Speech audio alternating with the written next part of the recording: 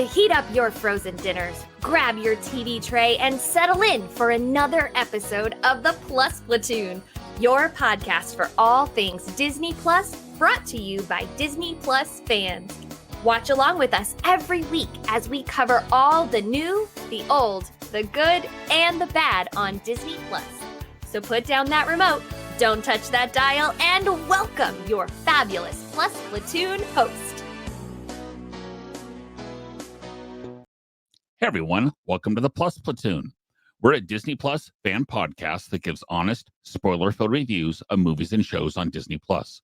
We look at new releases, coming attractions, and we'll even go back into the vault to revisit some of the classic Disney that's on the platform. Make sure you're subscribed and you will never miss a moment. I'm going to bring in Kate. Kate, good to see you this evening. Merry Christmas! Sort of. Yeah, we're getting there. Happy Toonies! Yes. Next, we've got Peter. Pete. As Frosty says, happy birthday. No. Because it's my birthday. Oh. When this episode goes up. Oh, I was like, it's your birthday right now. Happy birthday! No, I was going to say on Thursday. Got Frosty says that, which Disney character also says that. And I'm going to make Kate guess first. Which Disney character also says it's my birthday? Oh, Gus from Cinderella. Happy birthday, happy birthday, happy birthday. And last but certainly not least, we've got Steve. Steve, glad to have Hi, you. Tuners. Hey. Glad to be here. Steve's the only one that dressed up for the Toonies. Yeah, he did dress. We're a casual award show. It's not like, the engineering. I'm wearing a non-t-shirt. I thought that was dressing up. Oh.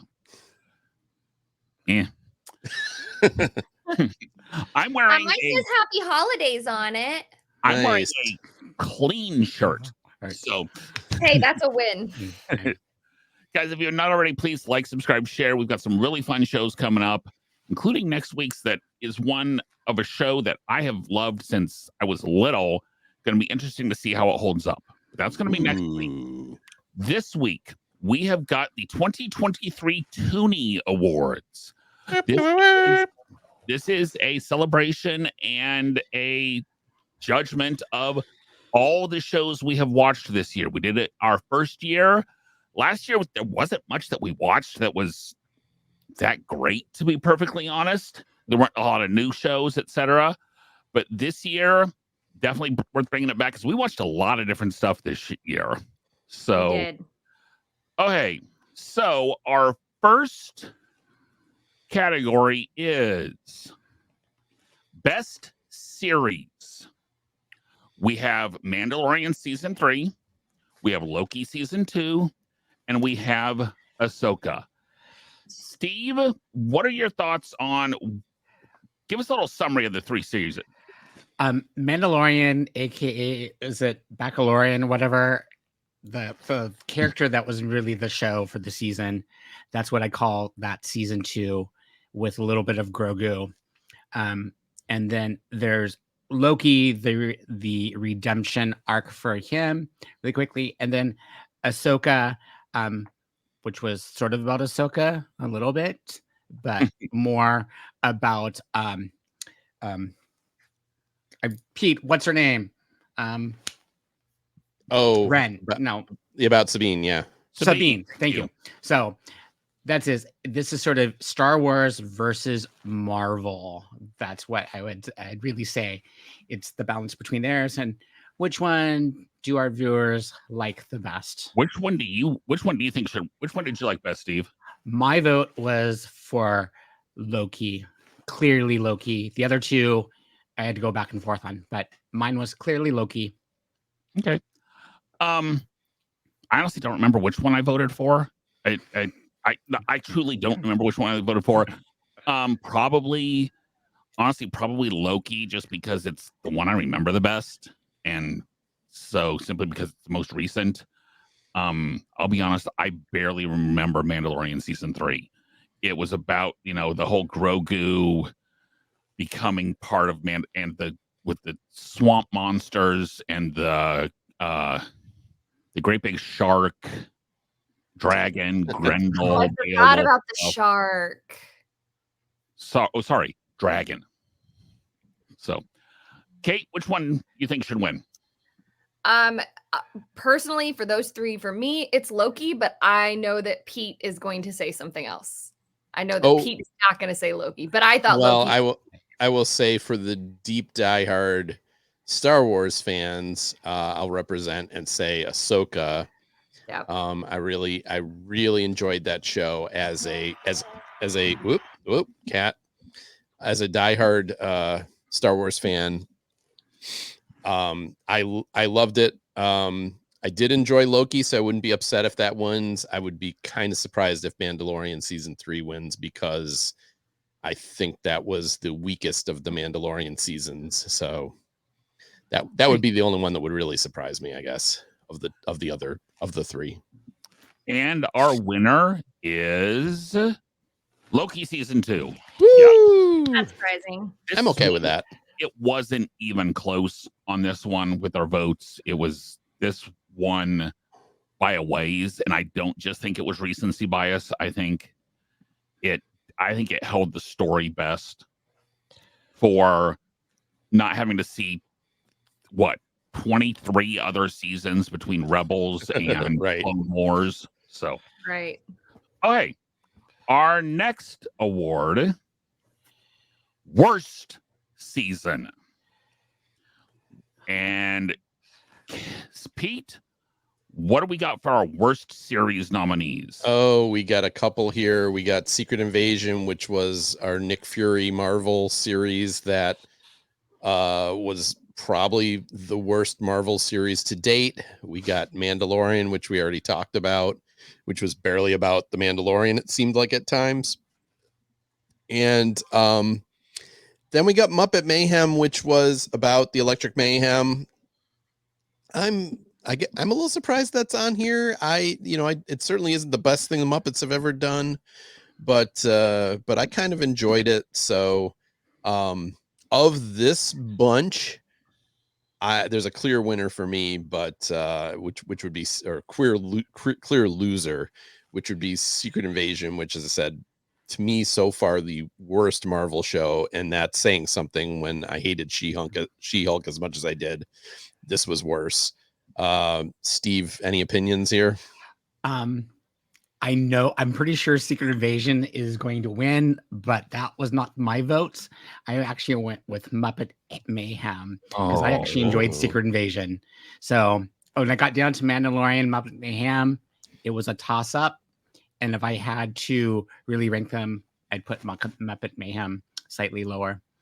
What about you, Pete? I mean, Derek, sorry. Okay. For me, of the three, Muppet Mayhem was the best, and it wasn't good. As you said, Pete, it's not the worst Muppet thing that's ever happened, but it's definitely not in the top tier Muppet stuff. No, so, I would agree. For me, it's got, probably going to be Secret Invasion. Kate? My worst, I think Muppet Mayhem was the best, which is what you all have said. I don't remember Mandalorian season 3, but I specifically remember disliking Secret Invasion. So Secret Invasion is my vote for worst. And the winner or loser is Secret Invasion. Yeah, that's right. This was, I think, Steve, you're in a very, very, very, very, very small minority group that actually liked this series. So, especially what Steve liked about it is what I wanted to like about it, which is the idea of a spy show where you didn't know who the good guys and the bad guys were. And so I think Steve was more forgiving than I was on that aspect of it. Okay. I agree with that, Pete. Okay. Next, we have the best documentary or documentary series nominees. Kate, who have we got? Well, so we've got Prop Culture, which was all about props from different movies and things like that. The Imagineering Story was almost kind of like behind the attraction, right? It was how they created different parts, everything. Yeah, everything. Summer of Soul was about the wasn't Woodstock. It was the summer It was the Harlem Music Festival. Harlem Music Festival. Thank you. And Frank and Ollie were the two animators. Yes. Okay. I actually don't remember which one I voted for. I think I voted for Prop Culture. I remember appreciating all of them. I had an appreciation for all of them. I don't remember any of them being like, "Oh, this is really terrible." But I want to say for me, I think Prop Culture was my favorite. So, Pete, what do you think? So this is a tough one because I think all of these are quality. Mhm. There's not one here that as you just said, there's not one here that I would say I did not enjoy watching. Of the bunch though, I think the Imagineering story stood a little above the rest. Just my opinion, but I wouldn't disagree with any of them really. So Steve? The same thing. My vote was for Imagineering story. If you like the series, read the book. Great companion. I liked there's all a of them. book? There is a book. Book is awesome. Highly Written recommend by it. Leslie Iwerks. Yes, Of highly cool. recommend it. That was my favorite. I also love Summer Soul. Frank and Ollie was entertaining. Just the friendship there, and Prop Culture was good. I think it's the weakest of the four, but like Kate said, all of them are very enjoyable. Derek, your thoughts? Yeah, for me, I enjoyed Prop Culture. I was really disappointed. It's no longer on the service. They have pulled Prop Culture as a cost write-off. Which doesn't make any sense. to me. No, it doesn't make any sense. But it has been removed from the service. Prop Culture has been removed from the service. Ooh. Yeah, that's a big Yeah. thumbs down. Honestly, I think of these, probably my favorite was Frank and Ollie because I loved the old animation and I loved hearing lots of stories I had not heard before. There wasn't a ton of new to me in Imagineering story. So that's probably what put Frank and Ollie for me over Imagineering story. But our winner is Imagineering story. Ooh, That tracks. But really, you could any of them. Like we all said, any of them were top notch. Excellent. Absolutely. Okay. Our next award is worst documentary or documentary series. Now, none of these will match our season 1 winner, which was Jane. Oh God, it was so bad. But Steve, what have we got for this year? So Renovations is basically home makeover, but with big like vehicles. Hosted by Hawkeye from Marvel. Can't remember his first name off the top of my head. Jeremy Sure. Renner. Thank you. And then U2 Homecoming. It was Bono and someone filmed like in Ireland coming home. Sort of like a sort of mini concert film almost. And then Stan Lee, a documentary about how he came with Marvel and his little backstory, talked with like the little miniatures to tell the story and mainly using his voice.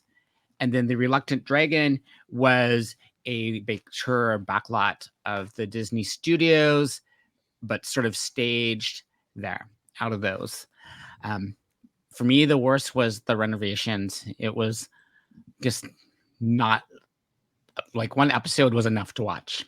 That's all I really have to say. That's fair. For me, to me, honestly, it was the U2 Homecoming one, just because I'm not a fan of the U2 music. And if it had just been Bono and the Edge, that might have been okay. But you had David Letterman trying way too hard in that production. As he usually tried, his stage presence is, I'm going to try too hard to be funny. The one I honestly don't think belongs on this is Reluctant Dragon.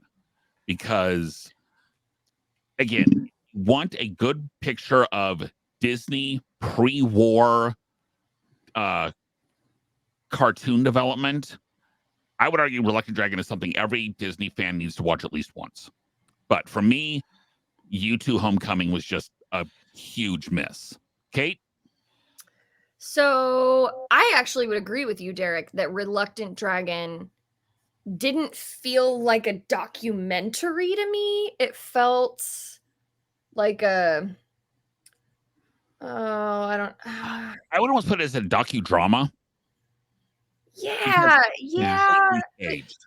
It I don't know. It just didn't feel like a doc. I don't know what it felt like, but it didn't feel like a documentary. Felt a lot like the first iteration of Behind the Attraction, of an advertisement that we're going to try and show you some stuff behind the scenes. Yeah, that tracks. I actually enjoyed Renovations. I think I enjoyed Stanley. I did not enjoy U2 Homecoming. I remember thinking, when will this be over? When will this be done? So U2 Homecoming is my pick for this one. Yeah, I am a fan of U2, and I did like this, but even watching it, I was thinking, if you don't like U2, and especially if you don't like U2 and David Letterman, this would be torture. However, Renovations, I generally like those type of like kind of home makeover, help people type things. And that show, I, like Steve said, I watched the first one. I tried to watch another one and I was so bored by it, I had to turn it off. So from my point of view, I would say Renovations, but I wouldn't be surprised if the U2 Homecoming one was voted down by more people. So Reluctant Dragon, I agree. I don't know that it belongs on here. I mean, it's not the greatest thing I've ever seen, but it's interesting in terms of its time. A lot of documentaries we have about the Disney studios are much more modern and look back at this time. This is actually one from the time, and I think that gives it merit. So okay. And our winner is U2 Homecoming. Yeah. Excellent. So, that tracks. And it's funny, I actually do enjoy Letterman, but yeah, this wasn't it. okay. Our next award is the best ride movie. In other words, this is the best movie that has a direct connection to a ride that we watched this year.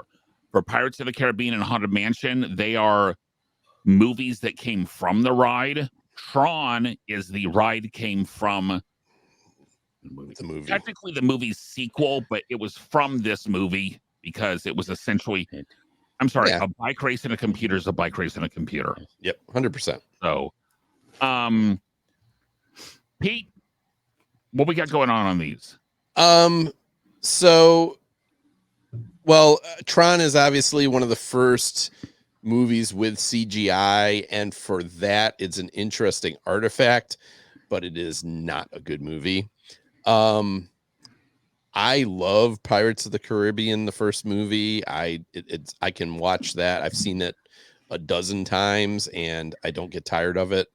The new Haunted Mansion movie, I think I liked it better than most of you did. And quite honestly, my wife liked it and my daughter liked it. So, however, if I'm going to list these three, Curse of the Black Pearl is the home run of the Pirates movies. I mean, there's 5 of them. None of the other 4 hold up to this one. So, I'm going with Pirates of the Caribbean for me. What about you, Steve? I agree. I mean, there's a clear winner here. It's Pirates of the Caribbean. Clearly, I mean, the other 2 don't even compare. Mm-hmm. So, Derek, what would you say? I mean, guys, I don't see how. Realistically, this feels like the other 2 were on there just to give them something Pirates of the Caribbean to run against type thing. So, Kate, any argument on that one? No, Pirates is the clear winner. I will say I did enjoy Haunted Mansion way more than Tron. I think Tron was really good in its time. I'm not even sure it was good in its time. Groundbreaking. Oh, really? Yeah, Pirates here. Yeah. I mean, it's held up over time. It's very good. And the winner, to no one's surprise, is Pirates of the Caribbean, Curse of the Black Pearl. Yep. So, And I like the fact that most of when they tried to shoehorn in some of the sequels into the Magic Kingdom one, most of that has now been taken out. Yes, they still leave Johnny Depp and Barbosa are still in the Magic Kingdom one, but they've taken out the mermaids that they tried to have in. They've taken out the Blackbeard and Davy Jones projections have come out. I kind of missed that, but yeah. The projections, okay. The mermaid skeleton on the beach was just weird. Yes, I agree. So, okay. Our next one is worst remake nominee. So, Kate, we had two remakes we watched. Oh, man. So, excuse me. Peter Pan and Wendy, essentially a remake of Peter Pan. It did get rid of a lot of the problematic parts from the original movie. But it is more told, if I remember correctly, from Peter Pan and Wendy's viewpoint. And then Haunted Mansion, better than the original remake. It leaned a little bit more into the scary aspect of it, I felt like. I would have to say worst of these two would be Peter Pan and Wendy. One of the things I did like about Peter Pan and Wendy, though, was how they had the inclusion in the Lost Boys, that they had girls, they had a kid with Down syndrome, they had all different like skin colors. I really, really liked that. But I would have to say for worst remake, Peter Pan and Wendy. So I know it was last year, but how's Pinocchio not on this list? Because it was so bad. Because it was last year. That it deserves to be on the list for like the next 5 years because how bad it was. But of these two movies, yeah, Peter Pan and Wendy, I agree with what Kate said. They did try to, like, the original movie has some real issues in it. Yes. But it's even with the issues, it's much better than this version. Haunted Mansion, on the other hand, this version is better than the original version. So for those two things alone, Peter Pan is the worst remake. Steve? I agree with both Kate and Pete. Peter Pan and Wendy. I liked both movies, but Peter Pan and Wendy is definitely the worst of the two. Okay. Yeah, for me, Peter Pan and Wendy was the last true animation remake that we have watched and that we will be watching until one comes out that's actually really good. Part of the reason we didn't watch the new Little Mermaid and a couple others. So, I mean, Peter Pan and Wendy was the straw that broke the camel's back. It should have been Pinocchio, but it was Peter Pan and Wendy that was, where we said no more remakes unless they're good. So Haunted Mansion, I would agree, is better than the Eddie Murphy one. Still not my favorite version of the Haunted Mansion shows that Disney has done, but I couldn't include Muppets in here as a remake because we watched it last year as best. So okay, I think we're all fairly confident that the winner is Peter Pan and Wendy.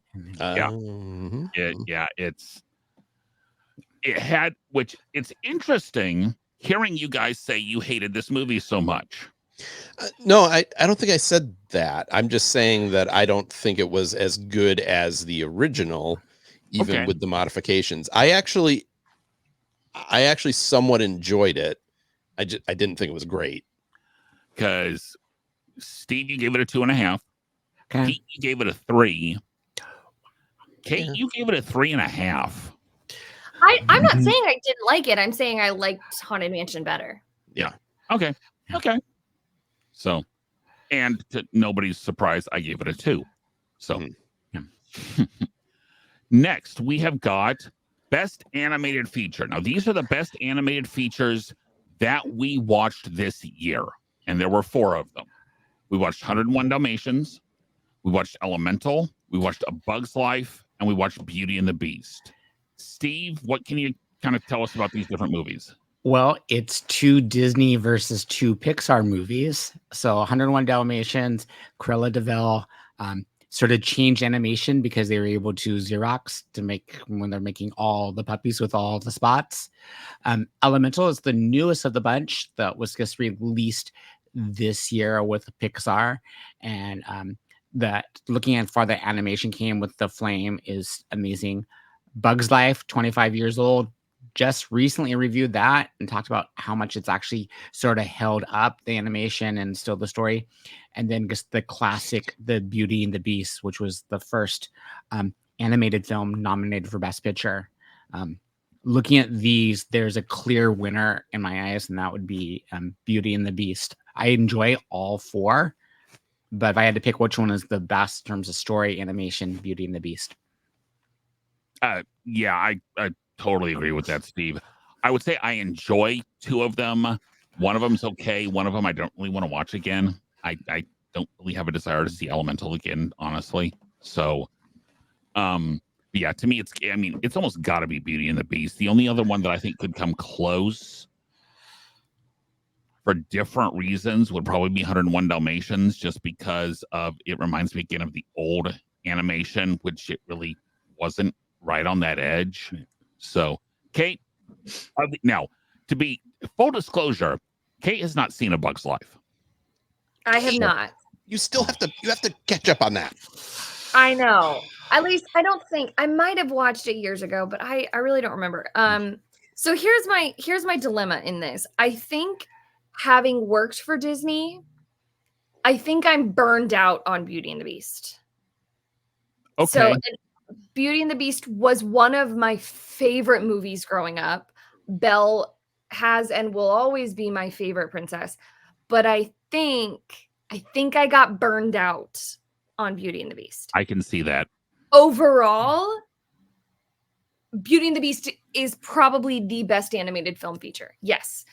However, I am wanting to say 101 Dalmatians because I think if I had to sit and pick which one to watch right now, I would pick 101 Dalmatians over Beauty and the Beast. So this is hard. I can't remember which one I voted for.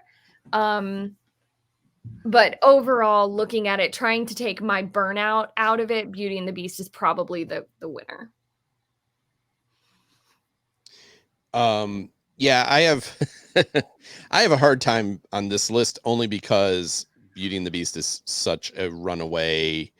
Howard Ashman, Alan Menken music, they're probably their best. I mean, they didn't do that many Disney movies, but like probably their best score. And just top to bottom, a great movie, great villain, great sidekicks, great, like top notch, top to bottom. The others don't really stand a chance.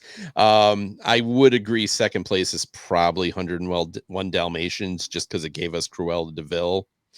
I don't think that movie is a great movie, but it does have a great villain in it. So, yeah. What's everybody's well, I guess Kate didn't put Beauty and the Beast at the top, but what's everybody else's second place? Just out of curiosity. If it's what I have to sit down and watch part of now, honestly, it's probably Bug's Life. Just because that's one where I can watch clips of it and not really pay that close of attention, and there's enough direct, intentional humor in it that I enjoy it. Mine would be 101 Dalmatians. It's a movie I grew up with. I remember seeing the theater. I had the old LP version of it on audio that my brother and I played all the time. 101 Dalmatians would be number 2. Okay, that's fair. Well, our winner of the best animated feature this year is Beauty and the Beast. I mean, it's great. Yeah. Oh, hey. Which actually, though, was the first movie that included Pixar. Yep. So, next, we have got the best non-Marvel movie that we watched this year. Oh, this one was hard. Pete, what do we got for best non-Marvel? Oh, my goodness. There's not a stinker in this bunch. Who Framed Roger Rabbit, which is a cartoon / noir from the 80s, late 80s, 89, I believe. The original Muppet movie from 1979, which was the first time Kermit and the gang were on the big screen. We have the first Pirates of the Caribbean movie from 2003. And then we have Indiana Jones and the Last Crusade, which was also 1989. The third of the original trilogy with Sean Connery accompanying Harrison Ford. And holy crap, this is a hard choice because these are all movies that I would give 4 stars to, probably. I think I have. In the end, if I have to pick one of them, I'm going to go with Roger Rabbit because it's so unique. It's so rewatchable. I love so many of these. I love all of these movies, but Who Framed Roger Rabbit is so good. So that's my pick, but I'm not going to disagree with any of you, whatever you say. Pete, I'm with you. I think Who Framed Roger Rabbit, unique. I don't think we'll ever see anything like it again. Quite entertaining. It held up. Yes, I'd say definitely there. I mean, I had no problem quickly voting for this one. I looked at the list, had no thoughts. Who Framed Roger Rabbit? Yeah, for me, it wasn't quite that simple. But if it's a movie you're gonna sit down and watch a movie right now, honestly, for me, it's Who Framed Roger Rabbit. Because I think it's the one I've seen the least, probably, at least the least lately. We had an old VHS cassette of it that we almost wore out, but I would say probably of these, for me, it's probably Who Framed Roger Rabbit. Kate, which one was your favorite? And I'm guessing it's not Who Framed Roger Rabbit. Pete, Pete nailed it when he said that there's not a downer in this bunch. These are all phenomenal movies. Oh God, this is so hard because the Muppet movie is so good, but they're all so good. But I am gonna go with Who Framed Roger Rabbit. Okay. Now, interesting trivia before we get to the last one.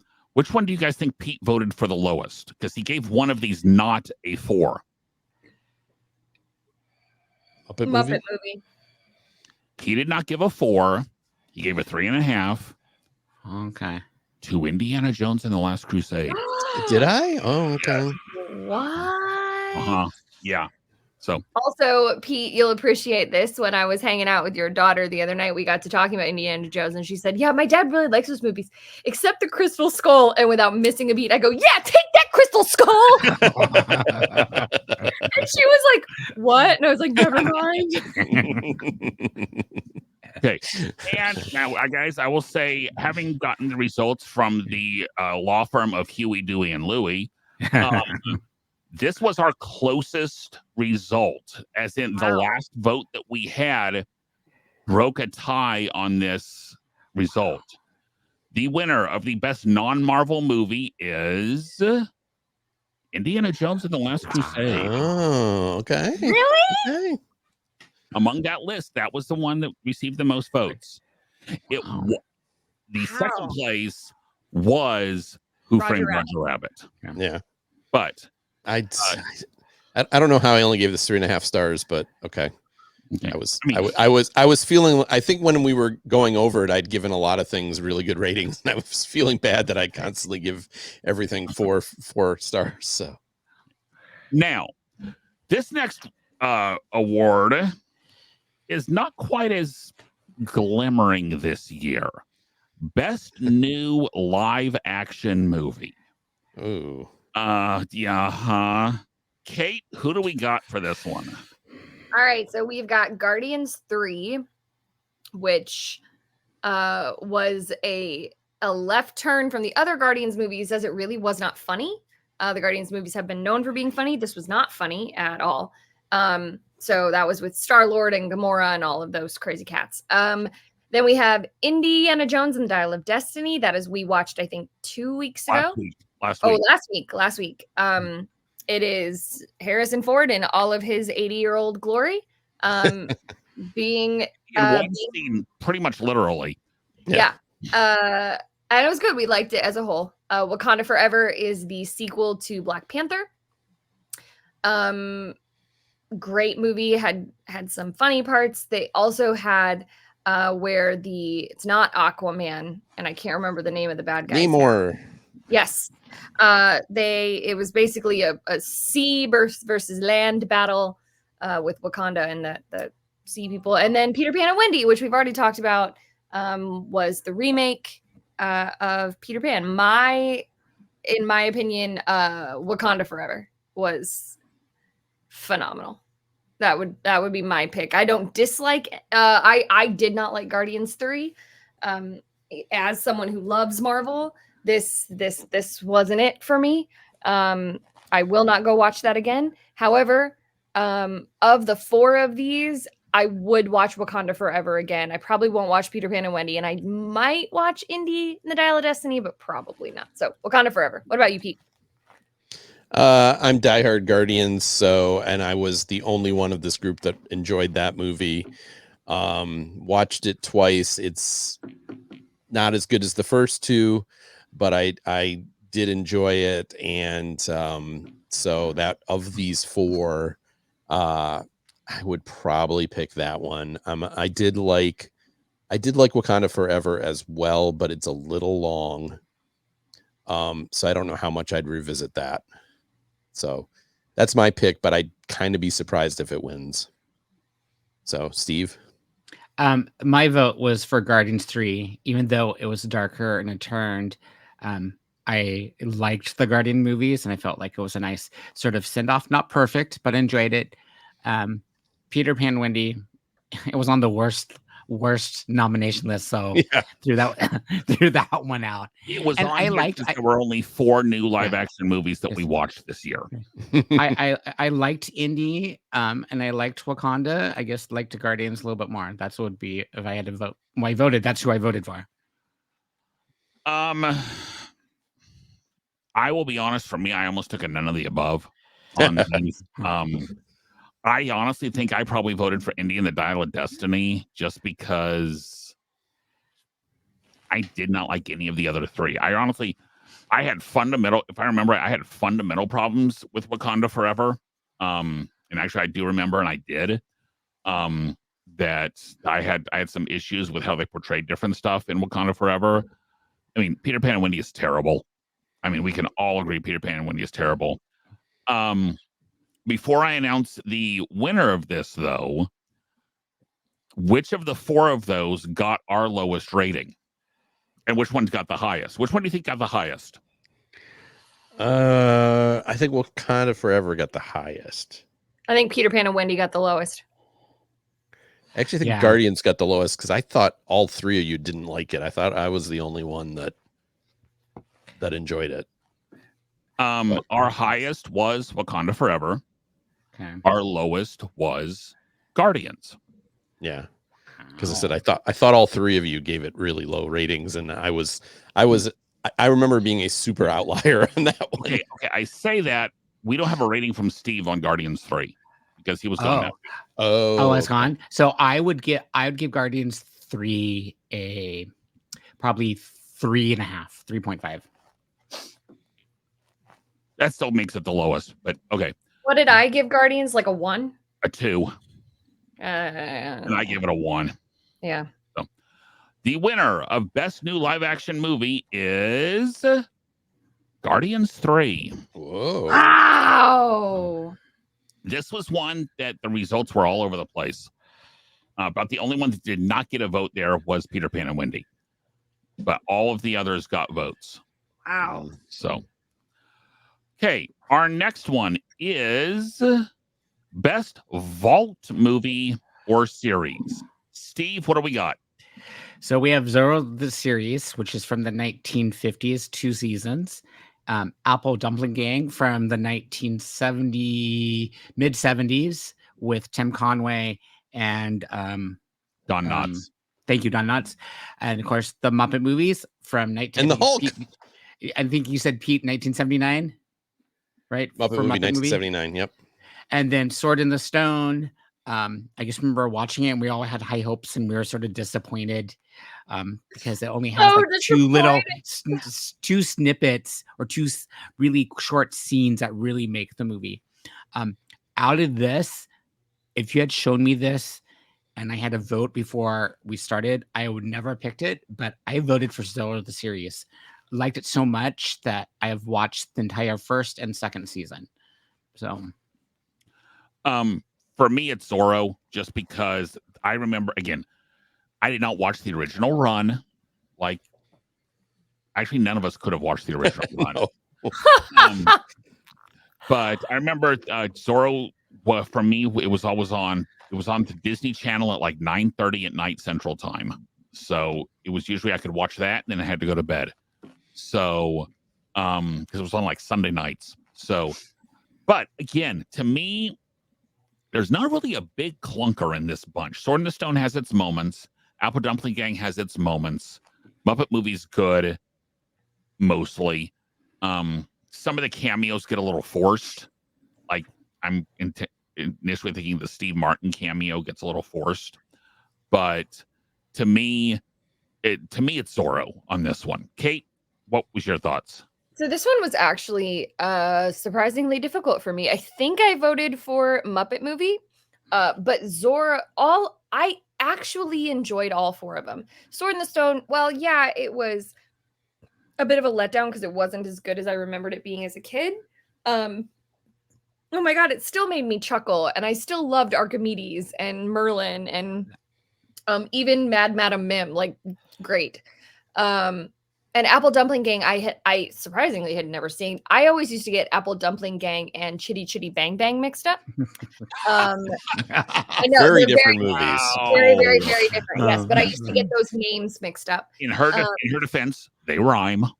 Yeah, but I'm gonna have to go with Muppet. I think I voted for Muppet Movie. However, Zorro pulled a very close second because it was I watched it, as I said on that episode, I watched it as a kid when it was the Disney Vault at night, but I'm gonna have to go with Muppet Movie. Yeah, this was tough between those two, and I think in the end I voted for the Zorro series only because it surprised me how good it still is 70 years later or whatever it is, something like that, 60 some years later. Like, I really enjoyed it, and like Steve, I'm not through it, but I've continued to watch it. We watched the first like 13 episodes. I've continued to watch it and I still enjoy it. The Muppet Movie is really, really good too, so I could see that as pulling this out with the votes, but the Zorro series was the big surprise for me, I think, and I think that's why I got it. Sword in the Stone, I didn't understand. I don't even understand why it's called Sword in the Stone, because like it's like calling the Apple Dumpling Gang Don Knotts blows up a bank. Because literally the Sword in the Stone is like the last 5 minutes of the movie. You know, the other two were fine. I didn't hate them or anything, but yeah, so I went with Zorro, but we'll see. I don't know what the public will think if they actually watch Zorro or not with us. Well, the votes are in, and the winner is Zorro. Zorro did win, and it was a fairly convincing victory. The people who also watched it with us agreed that Zorro, guys, if you colorized that and put it on today, it'd run on Saturday mornings. Yeah. I mean, so of its time is better than most of the things you watch from those you've seen from those eras. Very much better than most of 50s and 60s television. So I also would say it's not nearly as problematic as it has its moments, but it's not nearly as problematic as a lot of shows from that time. I mean, compare that to the Lone Ranger. Oh my gosh. Yeah. So, I mean, just with how, it treats the natives with respect. There's not people in blackface. It's not, It's a good show, guys. And if you haven't already watched it, go watch it. It's worth it. So now, before we get to our last result, what are your honorable mentions? What's something that you watched this year that we haven't talked about yet that needs to make sure that it was actually pretty good? For me, I'm going to lead off on this one. It was some of the cartoon shorts that we watched this year. Some of the stuff that Disney had been redone, but the one that I think is great and is getting discounted because it's new is that Once Upon a Time short. The one where they go, if you want pure Disney nostalgia and complete fan service, that's the one to go for. Just because you go for it and then all of a sudden they're arguing, nothing's going right, and then all of a sudden you start hearing When You Wish Upon a Star finished by Jiminy Cricket. It's just one of those where, yeah. So, Kate, what's something you watched that we haven't talked about this year so far?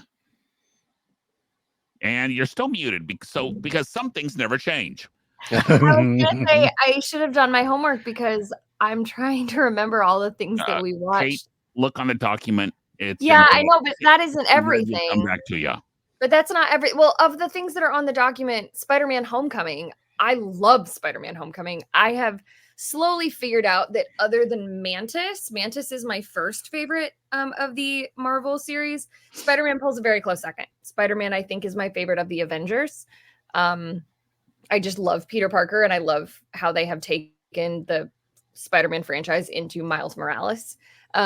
So I would have to say Spider-Man: Homecoming. I think it is a brilliantly done film. Pete, what about you? You stole mine. That's what I was going to say. That had only been the second time I'd seen Spider-Man: Homecoming, and with how big Marvel has gotten, I tend to like it more when they go small. And the first Spider-Man movie is not this big, expansive adventure. It's, friendly neighborhood Spider-Man.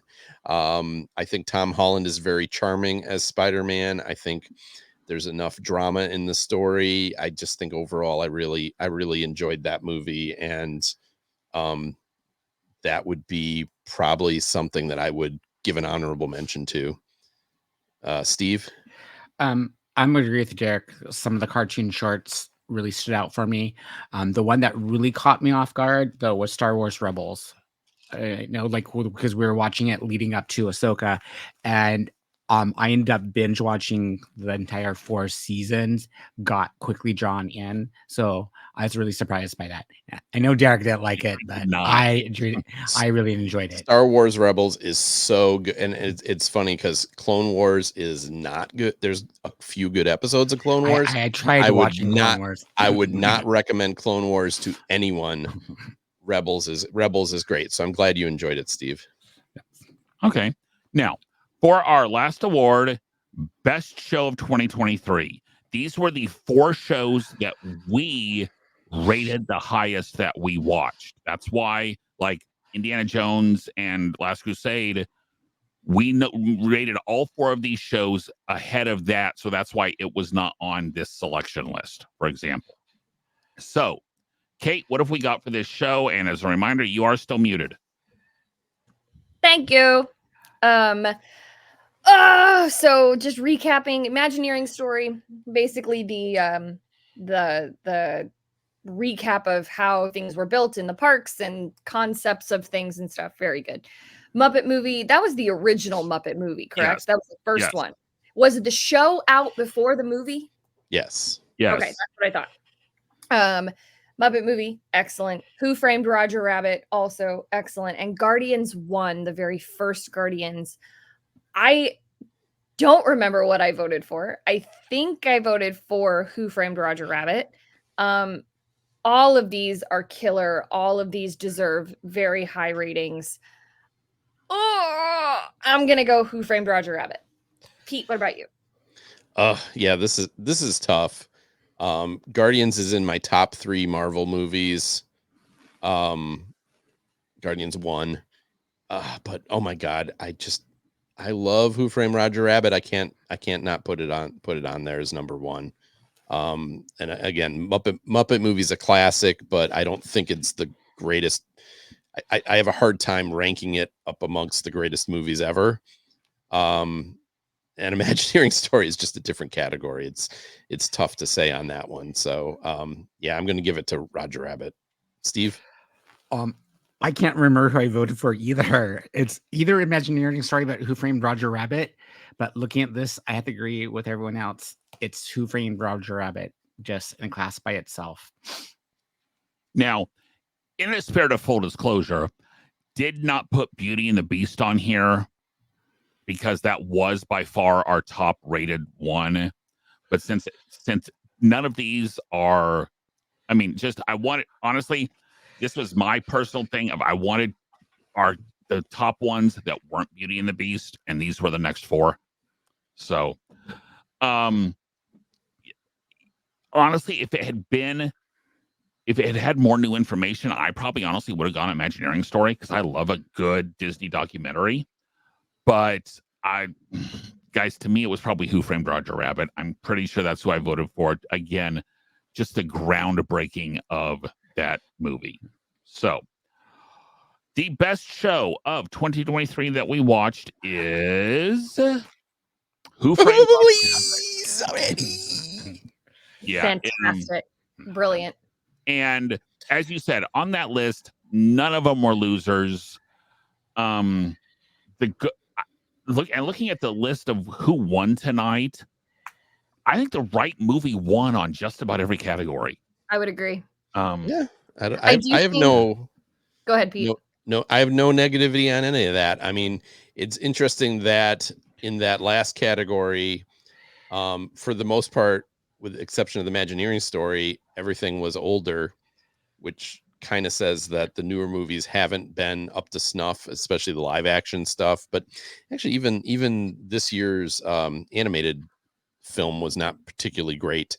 So yeah, it's definitely yeah, I don't disagree with anything really. I mean, they might not have been what I voted for, but as I said, there's not one I would go, oh, I can't believe that one. And I think our first year there was a couple of those. I was like, what? Yeah, there were. From what I remember, there were a couple that was one of those where, really that one? Yeah. Okay, and I'm gonna, cut Kate a break here. I do think that when we hit 5 years with the Plus Platoon, that we should do whatever won the top show or movie of the season, that we should rank those 5. And I'm guessing that Who Framed Roger Rabbit will probably still win, but I think that would be... That'd be interesting. Yeah. So now, Kate, we do have some Disney Plus news this week. What do we got going on? Really quickly, not a lot on the Disney Plus news, but the Disney Plus and Hulu combined app is now available to subscribers as a beta feature. It essentially puts the entire Hulu catalog behind a button within the Disney Plus app. It will be interesting to see how all of that shakes out. Available in March, Grey's Anatomy will stream on Disney Plus. They really need to let that show die. It is a brilliant show. No. What it is, this is like all of the seasons. They're taking it and putting on Disney Plus. It's not new seasons. It's like they're taking the series and putting it on. Which is great, but they need to end the show. It needs to be done. I didn't realize it was still going, honestly. Oh, it's still going, and there's like one of the original characters. It's just they need to, and I love Grey's Anatomy. But Disney is also looking at licensing 14 shows to Netflix on a non-exclusive basis. Among these shows are How I Met Your Mother, ESPN 30 for 30, and Home Improvement. This deal is not yet finalized, but sources say it is only a matter of a few small details. There you go. That's it for the Disney Plus news. None of those bother me. No, and honestly, the Hulu button, sure, now it's all in one app. Fine, whatever. But does it not carry over your preferences? Like when I opened it up, because I tested it out, it does not bring over everything. At least it did not last time I checked, which is really annoying. So is there anything on Hulu worth watching other than Only Murders in the Building? Again, there's some good documentaries. Really into documentaries. Yeah. I mean, there's some good things, but it would be nice if my preferences, since it's all the same account, right? would just combine. Yeah.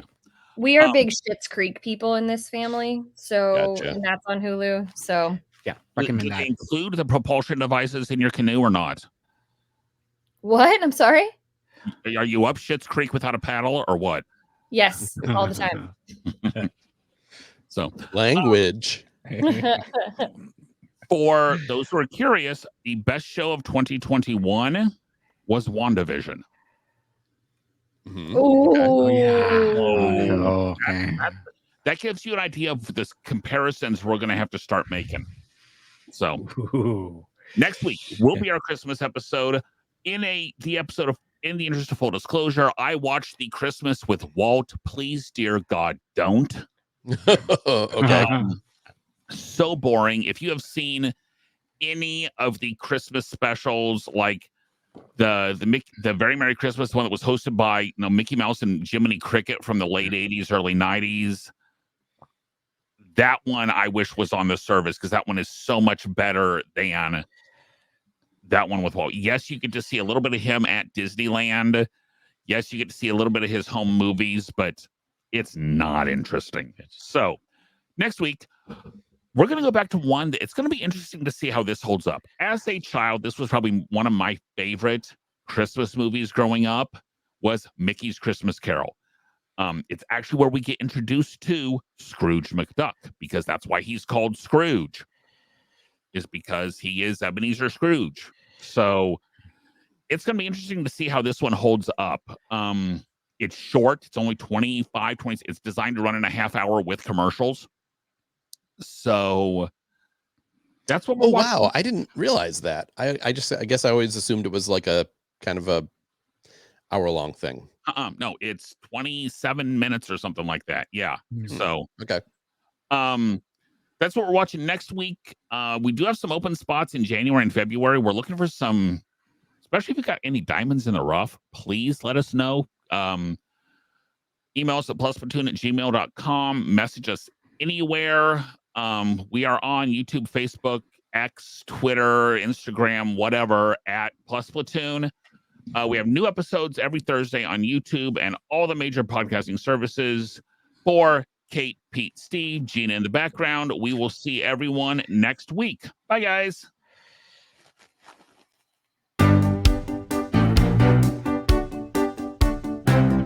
Thanks for watching this week's episode of the Plus Platoon.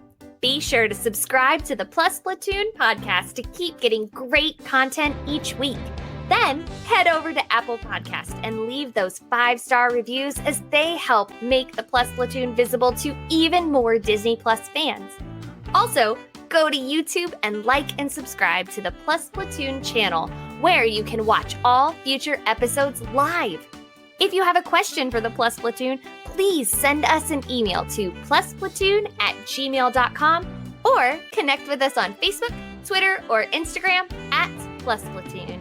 The Plus Platoon is a Disney Plus fan podcast and is not affiliated with the Walt Disney Company or the Disney Plus streaming service. All opinions expressed on the show are solely those of the individual hosts and in no way reflect the views of the Walt Disney Company. Thanks for watching, and be sure to stay tuned for next week's episode because the Plus Platoon is to be continued.